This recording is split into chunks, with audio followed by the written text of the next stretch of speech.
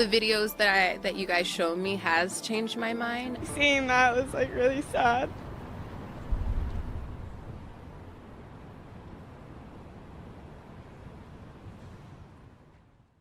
My name is Dr. Anthony Levatino.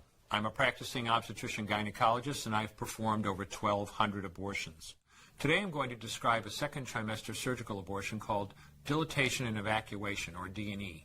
A D&E is performed between 13 and 24 weeks of pregnancy.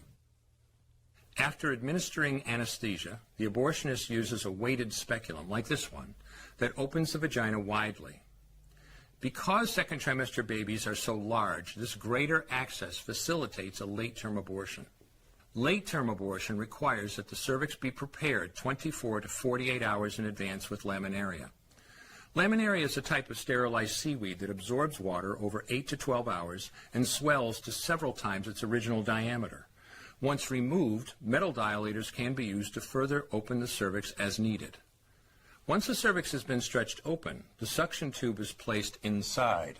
A baby at 20 weeks gestation is as big as the length of my hand, from head to rump, not counting the legs. The suction machine is turned on, and pale yellow amniotic fluid surrounding the baby is suctioned out through the catheters. With babies this big, they don't fit through catheters this size. The baby's bones and skull are too strong to be torn apart by suction alone.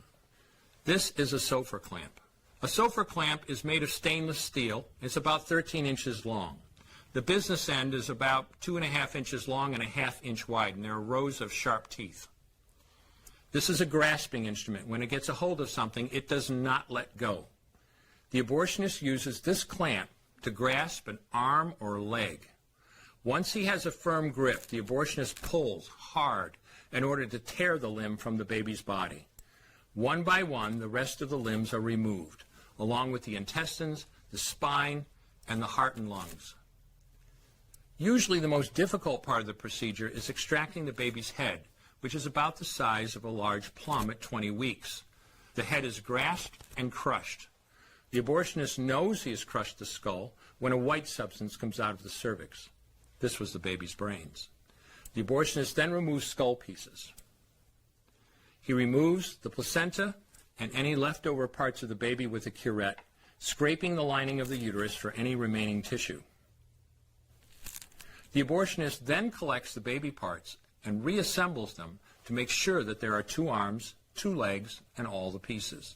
Once all the parts have been accounted for, the abortion is complete. For the woman, this procedure carries a significant risk of major complications, including perforation or laceration of the uterus or cervix, with possible damage to the bowel, bladder, and other maternal organs. Infection and hemorrhage can also occur, which can even lead to death.